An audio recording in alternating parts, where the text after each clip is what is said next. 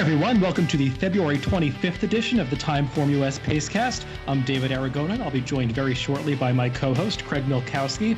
This week on the podcast, there's not a whole lot of graded stakes racing to recap. We'll take a look back at all of last week's stakes racing. While there wasn't a ton of top-level racing, there were some notable performances and some notable speed figures, and we'll discuss those in depth. But given the fact that the racing was pretty scattered around the country, we're going to visit a lot of venues. We'll begin at Aqueduct to discuss that performance by Mr. Buff in the Haynesfield. We'll talk about the two stakes races that took place at Gulfstream Park on Saturday. We'll speak about the Buena Vista, which was, I believe, the highest graded race of the weekend. That was a grade 2 event that they ran at Santa Anita on Saturday. And then we'll finish things up by talking about some races from Tampa Bay Downs, Oak Lawn, and Sunland Park. Craig, how are you doing this week? I know this last Saturday at Aqueduct featured a pretty impressive speed figure by Mr. Buff that got a lot of people talking. Yeah, that's the first figure we've seen like that in quite a while. I think you pointed out Imperial Hint last year ran a similar figure when he won the race at Saratoga, I believe it was. And we haven't seen a route figure like that in even a longer time, maybe going back to the days of Gunrunner. I mean, it was pretty darn impressive. He wound up with a 136 TimeformUS speed figure. It's not a one that's hugely affected by pace. It was a 135 early, or a 135 final time figure, so just an extra point. He did get away with a slow opening quarter. We do have the track flagged as speed favoring. I haven't looked close yet, but just watching the races Saturday, I'm not sure I totally agree with that one. There were a lot of front-running winners, but I think there's probably some extenuating circumstances of that. And I mean, basically, it was just a humongous effort. I'm not sure how anybody could watch that and think anything differently. All the horses behind him actually got lower speed figures than they normally run, at least a little bit. Honor Up was right there as the runner-up. He got a 109. He had run 110 and 112 last time, but just a monstrous effort. And I know we talked about it on the forecast that we'd like to see him back in graded stakes if he ran well, and he certainly did that. Yeah, for me, this speed figure seems totally legitimate. I mean, you talked about the also-rans and just kind of putting it within the context of the day. I mean, it's a direct comparison to the race that took place right before it, where Playwright, who's a pretty solid New York-bred allowance horse, he ran a number that was a little bit higher than his previous efforts, but that was a race that really does fit in line with the rest of that field. So I don't think it must have been some difficult figure for you to make. I think it just was an exceptional performance by Mr. Buff. I will say regarding the track, often when you see speed figures like this, there's some underlying reason for why the horse was able to produce a career best effort. And while there were a lot of front-running winners that were favorites on this card, the margins of victory in a lot of these races were exaggerated. Mr. Buff's race was no exception. Even going earlier on the card, we saw some horses like Bertranda in that New York bred allowance race achieve a career best number, winning by almost 7 lengths. She led for most of the way. Just seems like a track that was maybe exaggerating the performances by some winners if they got loose on the front end. Not saying they weren't the best horses, because they probably all were the best horses. They might have just gained a few extra points on the speed figure scale than they would have over a fairer racetrack. All of that aside, though, take nothing away from Mr. Buff. This was an exceptional effort. Really just shows that he's in good form right now when you pair this up with his Jazzle victory from last month, where he also ran exceptionally well, overcoming a fast pace in that race. We'll see where they go from here. In the immediate future, I would think that a race like the Grade 3 Excelsior on the Wood Memorial undercard would be a perfect target. It's going his preferred mile and an eighth distance. It's a graded stakes race, so it would be an opportunity to finally get one of those under his belt. And then later on, we'll see if they try Grade 1 Company again, but it seems like he's in the best form of his career, so now's the time to do it. Yeah, it sure is. I did want to point out the same as you did with the margins. They did seem to be a bit exaggerated. And I also want to mention a little bit about Aqueduct. It's been a really tricky track to make speed figures for whatever reason. It's kind of been that way since they went away from the inner and have been using the main during the cold weather time of year. And this day was really no different. It wasn't as bad as a lot of other days, but I definitely had the track changing speed late in the card. It slowed down for the last 4 races where it was a little quicker for a few prior. It was slower before that, but you know, it just I have my work cut out for me when I sit down to do Aqueduct. But that's it. I'm confident in the Mr. Buff figure. It was made using a good 4 races, the last 4 races on the card, and they were all very consistent. Yeah, I saw the buyer was a little bit lower. Right? I think they lowballed that figure a little bit. Same thing for Playwright in the prior race. I thought the races were faster than that, but that's a difference of opinion that everybody has. No denying that Mr. Buff ran an exceptional race. Let's move on to Gulfstream Park and talk about one of the graded stakes races from this past week. That was the World of Trouble. Not sure we saw a graded stakes level performance by the winner, though, as Jackson got a little bit lucky here. He went off at 13-1 because Lasting Legacy, the favorite, took all the money, and he was really the big story in this race. Just got completely clobbered at the start, found himself 4 or 5 lengths behind the field, cutting down the backstretch, and you just can't make up that kind of ground at Gulfstream Park.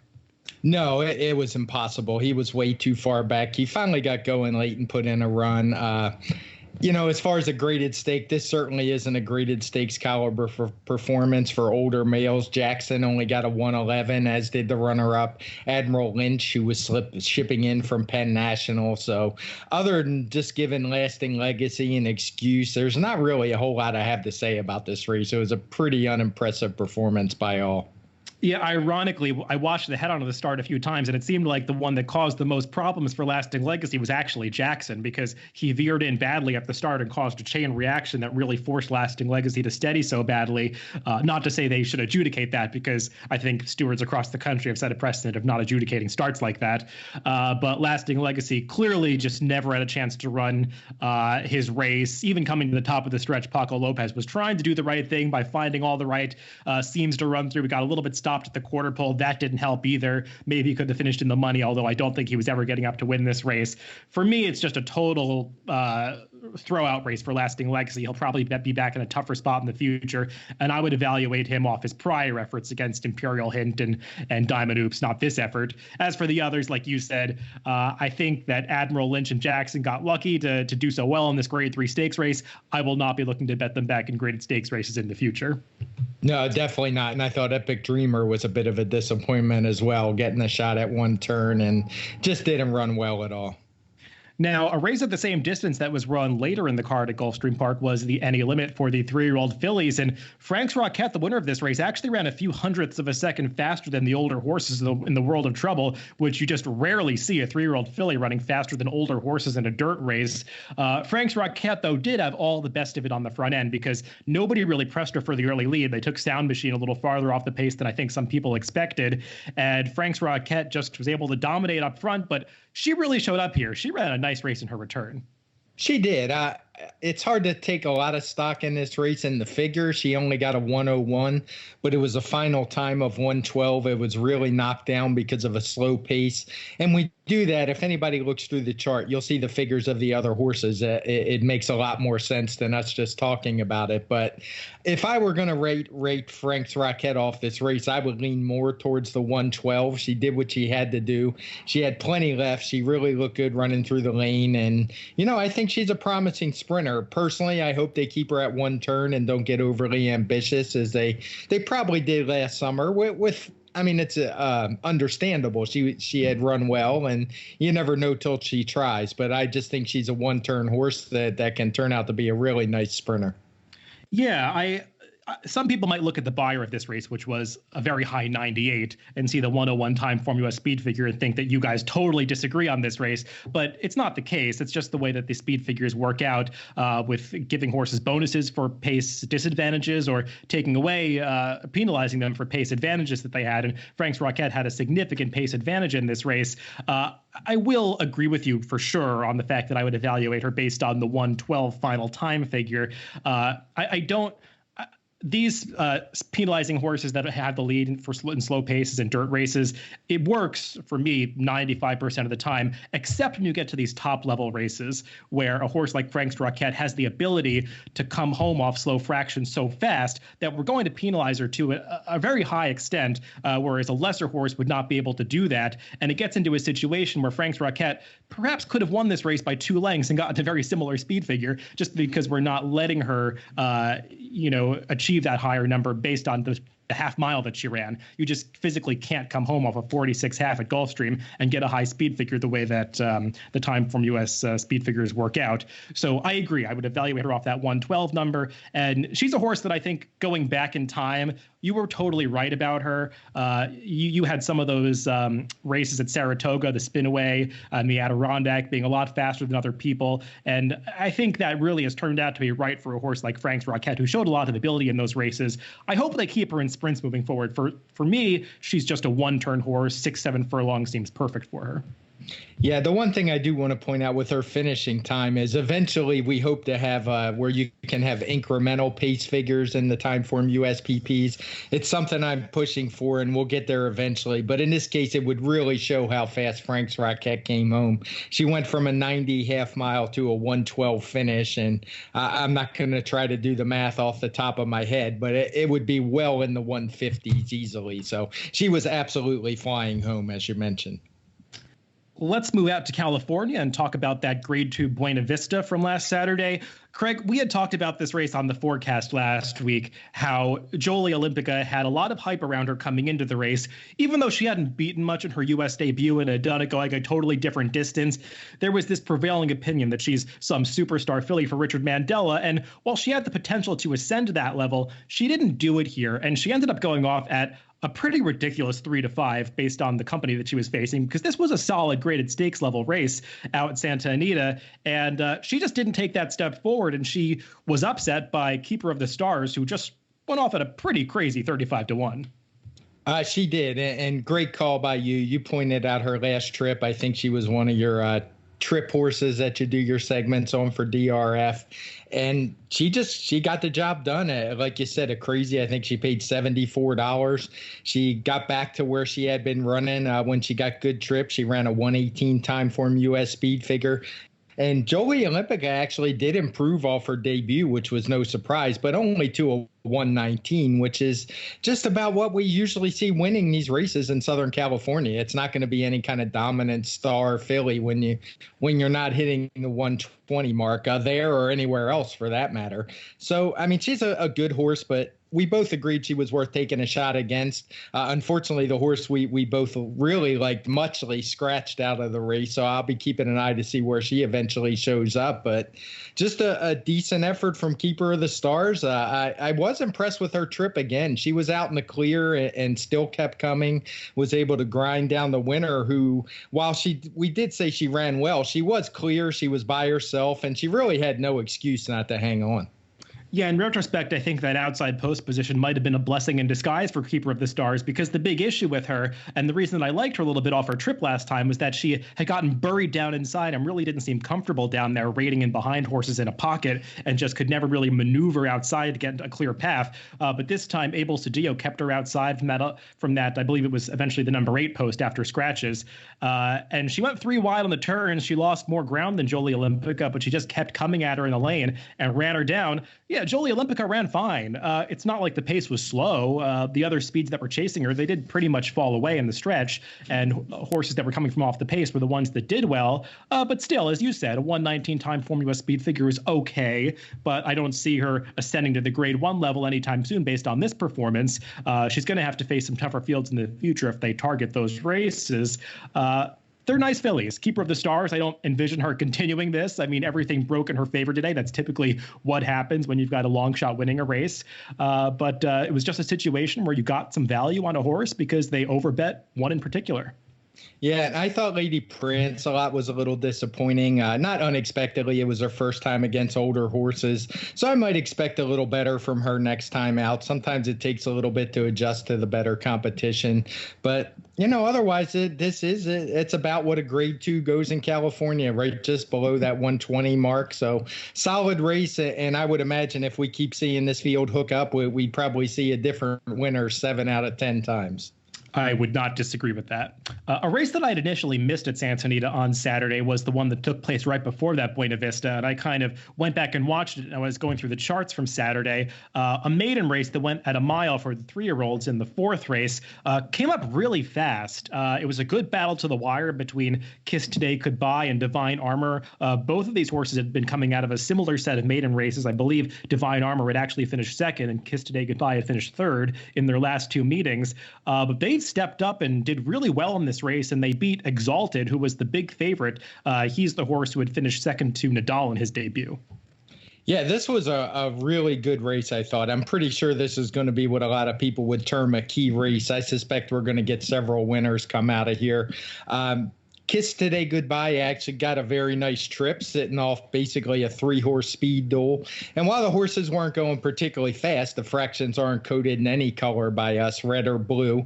It was just a solid pace, but you just had 3 horses up on the front end throwing down for a long time and just really set it up well for him.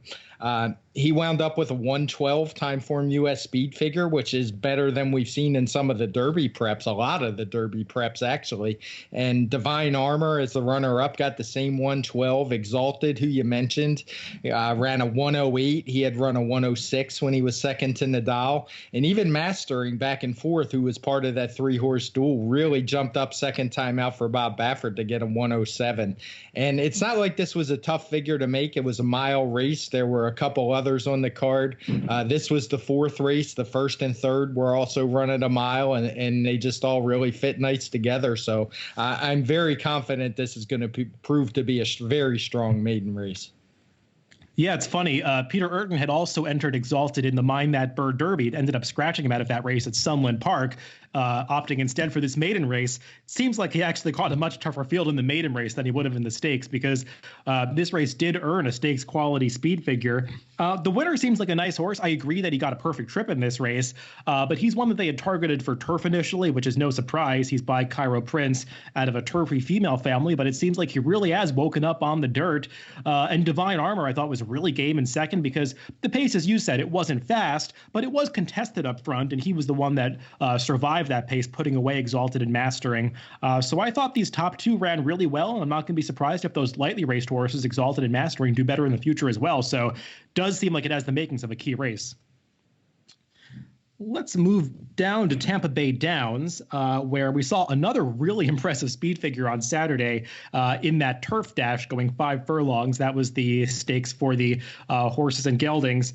And Faction Cat, who was one of 2 Georgina Baxter runners in the race, surprisingly outran his stablemate Panity Price to the lead. And once you saw that, I think you knew that they were going really fast up front. And the 2 speeds, Faction Cat and Justaholic, just totally dominated this race. Yeah, this is the race, even more so than Mr. Buff, that really surprised me when I sat down to do the speed figures. I know they broke a track record, but that doesn't mean a whole lot to me. Other than they certainly ran fast, but the way they do things at Tampa, they only have one place to put the gate. So when the rail's out there, you just get a longer run up as they increase the distance you have to run before you get to the starting point of the race. So kind of take the track record with a grain of salt. But the good news for me was there was another race for Stakes Fillies a couple later that we're going to talk about for a good point of comparison. I was a little skeptical of the times when they came up. I think the half mile was 42 and change or something like that. But when I timed this race and the other Philly stakes from video, they checked out perfect, so there were no problems there. So once I did that, the numbers just kind of fell in line. And the top 2, Faction Cat and Justaholic, pretty much ran away. I think it was 6 lengths back to 3rd, which in a 5 furlong turf sprint is just a huge gap. And he wound up with a 128 TimeformUS speed figure. Justaholic got a 126. It's easy to see where he came from. He had a 124 last time. Little tougher to see with Faction Cat, but for me, the clock didn't lie. I checked it out, and the race was just a very fast one.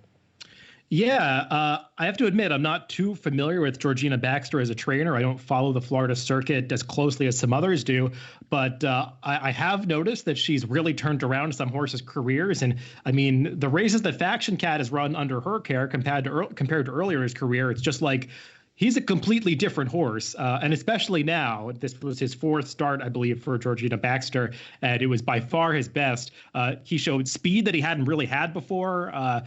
Like I said, outrunning Penny Price to the lead. That's not easy to do, and completely threw that horse off his game. He ended up getting eased in this race. I don't want to shortchange Justaholic, though. Justaholic, he took a lot of money in this race, and he really ran to that support. He had run some big speed figures at Monmouth Park last year, and it seems like he's returned in the same form that he was when he was running last summer. So if these two continue at this level, they could be among the best turf sprinters in the country, because we talk about a lot how there's not always a big gap between the grade 1 level turf sprinters and the grade 3 or listed stakes level turf sprinters. It's really easy to move among those levels because it's a lot of the same horses competing. So these two could easily ascend to be among the best in the country. No doubt. And I love this division, because this is a division where we're not going to see horses shuffled off to be retired. We get horses stick around for a long time. You mentioned Pay Any Price. He's still competing at stakes at 10. We get a lot of Faction Cats, a 7-year-old, and you just see a lot of that. So it's one of my favorite divisions out there. It's not the glamour division. There's not a lot of graded stakes races in the turf sprinters, but it's just a fun division for me, because we see a lot of these horses match up time and time again, and you can get a lot of trips and see a lot of nice speed figures matching up against each other. We saw another nice performance in the 8th race attempt on Saturday. That was the Lightning City, where Jean Elizabeth won her second career start on the turf. She's now 2 for 2 on that surface after dominating on synthetic and handling dirt as well. She's just one of these horses that seems to run over anything. She wasn't quite as impressive as she was in her prior start at Gulfstream, though, but she didn't have to run that well to beat this field, because she was just an hour and a half classier than this group, even if she didn't put forth her best effort. Yeah, I think her main rival scratched out of here. Girls Know Best, and it kind of left it to where, we both thought she was going to win anyway. And then when that horse scratched, it really left the field lacking. I'm actually surprised she went off as high as she did at 4 to 5. And I'd agree with you. She didn't quite run as well as she has in the past. She had run with a 116 last time, only a 108 for this win. But, maybe she just doesn't like being on the lead. Maybe she likes a little bit more of a target, but she didn't quite look as good. But you can't really knock the effort. She's a horse who just keeps winning. It's her 14th win in 20 starts. I can't remember how many in a row, 7 or 8 in a row she's won, and it'd be even more if not for a nose loss in there somewhere. So just a hard-knocking 5-year-old mare, and a fun one to watch. And I'm sure we're going to get a chance to see her run a few more times pretty soon. Yeah, I was just counting. It was her 7th win in a row, which is pretty impressive when you're running at stakes level races. She's going to have to run faster to beat some of the best turf sprinting fillies in the country, because they were not there in this race. And I don't know why Girls Know Best scratched, but if Girls Know Best had been in this race, there's a good chance it would have been a horse race, or Jean Elizabeth might not have been good enough, because she did regress off her last start. But she just gets the job done. So we'll see where she goes in the future, but she's definitely an admirable older mare. I do want to point out this is a good example for our subscribers to look through the charts of these two sprint races, and it becomes pretty obvious why the top two, Faction Cat and the horse who ran second, whose name Justaholic, got such big figures when you see these two races side by side, and you can kind of look at what the horses were running and what they ran on this day. Yeah, for sure. And you can definitely do that if you have a TimeformUS, I believe, unlimited subscription. You can browse the charts for any race in the past. So definitely advise checking that out, because you can see a lot by looking through the charts of races after the fact and learn a lot. Let's move on to Oaklawn Park, where they didn't run a stakes race, but there were a couple of impressive allowance performances that we can discuss. On Saturday, we saw Nix Go make his first start for the Brad Cox barn, and this was a different version of Nix Go, or one that we hadn't seen since he was a 2-year-old, because I believe this was his first victory since he had taken that Grade 1 Breeders' Futurity back in late 2018. He had a very frustrating season last year as a 3-year-old, but it seems like he's really turned things around under Brad Cox's care, because this was a pretty impressive allowance win, and seems like he could be headed to stakes again. Yeah, there's no doubt this was a big effort. He got a 121 TimeformUS speed figure, which is the best he's ever run. I mean, this is a horse that just a couple years ago was second in the Breeders' Cup Juvenile, the game winner after winning that Breeders' Futurity. And it seemed like the sky was the limit with him. And he just kind of went off the rails. He wasn't able to show that same form afterwards. He would make the lead and just didn't have the same finishing kick. And they even tried him on turf one time, which was a disaster. But whatever Brad Cox did, he got him going back in the right direction. It was not just a big speed figure at 121, but it was visually, the horse was just dominant. I think he won by almost 8 lengths. And I'm really curious to see where this one's going to show up, because that kind of figure can run with almost anyone. Yeah, I mean, and this was a solid field that he was beating. Brother Bruder Bob, who's second, is a decent horse, and especially the third place finisher, My Sixth Sense, who was the favorite here. He didn't have the greatest trip in the race, but he was coming off some pretty impressive victories at Oaklawn Park. I know we haven't really talked about him on the Pacecast, I think, recently, but his last 2 victories in allowance races were pretty impressive. So he got beat, 8 lengths by Nick's Go here. So Nick's Go really put forth a nice performance. And as you were saying, I mean, he's definitely has that class in him. So moving ahead as a 4-year-old, he could definitely move into stakes company and be a force in that division. So I'll be interested to see if they can keep him in this form and if he's gained some consistency for Brad Cox. Yeah, I'm trying to remember what the number was from the Razorback, but I don't think it was a 121. I think this was higher than that. So I wouldn't be surprised if he jumped straight into stakes competition there at Oaklawn. On Sunday at Oaklawn Park, we saw the 3-year-olds in action in an allowance race, this one going 6 furlongs. And it was one of those races where I don't think you were sure what you were going to get heading in, because there was one standout and a lot of horses that sort of had to step up to meet that one, that being the favorite Echo Town. Echo Town finished 3rd in here, but we had a couple of horses really step up and put forth nice efforts. The winner, Lycan, who got up to win by a very scant nose over Tuggle, who was getting back on dirt for the first time since early in his 2-year-old season. I thought all 3 of these horses ran well. I did as well. The winner got a 110 TimeformUS speed figure. The runner-up, Tuggle, got a 112. He kind of went back to that form he showed in his first couple starts, particularly his debut when he won at Belmont pretty easily, and then jumped into the Saratoga Special, ran 3rd behind Greenlight Go, and then was put on in the turf routes where he just didn't run at all. So back on dirt, I assume they're going to keep him here. He ran well. Lycan was an interesting horse in that, he had his dirt sprints on a fast track had been pretty good. He was coming out of that Smarty Jones Stakes where I think we've talked about it of more than a few times by now. It's basically a line through for anybody but the winner. The pace was so slow. The track was muddy. It was a bit speed favoring. So if you could ignore that race from him, the 20-1 odds you got on him here were surprising, because his fast track dirt races were pretty good, and this was the best one yet. Yeah, personally, I thought Lycan was kind of hard to come up with, because just based on the speed figures alone, he had run significantly slower than some other horses in this race.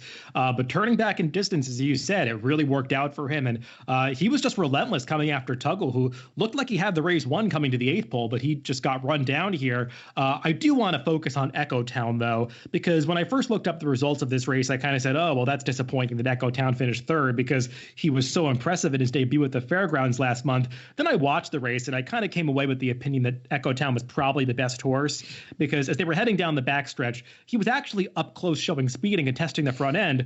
And then when David Cohen sent Tuggle up in between horses to contest the pace, Ricardo Santana sort of eased Echo Town back off the pace, and it didn't seem like he was totally comfortable in that position. He ended up getting shuffled back around the far turn, and he just ended up much farther back than I think Santana had intended for him to be, because the plan of braiding him just backfired a little bit. And he was really closing stoutly up the rail at the end of the race. I don't even think coming up the rail was something you wanted to be doing with a horse like this, because he had showed an aversion to running through kickback on the turn. But he was closing well at the end of this race, and I still think he could be a stakes level sprinter. He's one that I'd want to bet out of this race moving forward if he shows up in a tougher spot.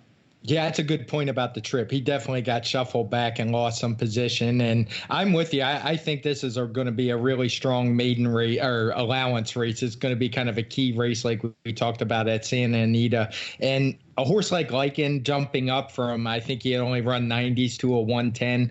When they're 3-year-olds, I'm not afraid to bet that going forward. And the same thing for Tuggle. I would expect better from Echo Town next time than he ran here with a 106, as you say. But overall, I think we saw more than one or two stakes performers in this race. Let's stay with the 3-year-olds and close things out at Sunland Park, where they ran the Mind That Bird Derby, named after the 2009 Kentucky Derby winner who won this race back 11 years ago. Not sure we saw a Kentucky Derby winner in this race, though, as Sir Rick, making his first start for the Robertino Diodoro barn, was visually impressive in victory. I just don't think he was beating much in this race. No, he wasn't. I think I can't even remember who went off the favorite. I know Jungle Runner was the favorite for a while, and he had been coming out of. Yeah, I think Sir Rick was the slight favorite in the end. Okay, he was. But I know Jungle Runner was taking some money. Stacking Silver, a horse who had won one of those starter allowances at Santa Anita, took a lot of money. So it, like you said, it wasn't the strongest race, but it did come up pretty good on the clock. Sir Rick went basically wire to wire. He dueled with another horse for a little while. Got a 107 TimeformUS speed figure, which isn't terrible. I mean, it's better than at least one of the divisions we saw in the Risen Star, albeit that one's at a slightly longer distance. But again, he made a big jump here, and I assume he'll show up in the Sunland Derby now. And to actually be taken seriously as a Derby horse, he'd have to make another similar jump to get up to some of the top horses. I'm not sure I see that, but it was a pretty decent effort from him. Yeah, that Sunland Park Derby usually does attract a significant number of shippers, especially from Southern California. So we'll see. I don't really foresee him stacking up against those horses, but he did look good in this race. He's heading in the right direction. He's in good hands. So maybe he continues this ascent. It's just going to have to do it against tougher company in the future. Right. And I think the figure, it was pretty easy to make. This was a pretty strong card for Sunland Park. There were several stakes on the card. So it's not like it was just a shot in the dark and I didn't have much to go on. So it was a solid effort. I'll leave it at that. Well, that's all the racing to recap this week. It was a pretty short show. I think we're going to have a lot more to talk about on the next two podcasts, both when we do the TimeformUS forecast this Friday and the Pacecast next week, because we've got a big weekend of racing coming up in the United States. We've got the Fountain of Youth, one of the major Derby preps, and out in the Middle East, we've got the Saudi Cup card, which I believe we'll probably discuss on Friday's forecast, at least the main event race, because you've got some of the top horses in the United States all going over to contest that race. It's almost like a dream matchup between all the best horses in different divisions. So definitely a lot of interest from the fans for that race. So we'll talk about it. Though for now, you can always listen to us, both of our podcasts on DRF.com, Spotify, iTunes, YouTube, and SoundCloud. Wherever you get your podcasts, just subscribe to the Daily Racing Form channel and make sure to check us out on Tuesdays and Fridays. Thanks for listening this week, guys, and we'll be back again on Friday with the TimeformUS forecast.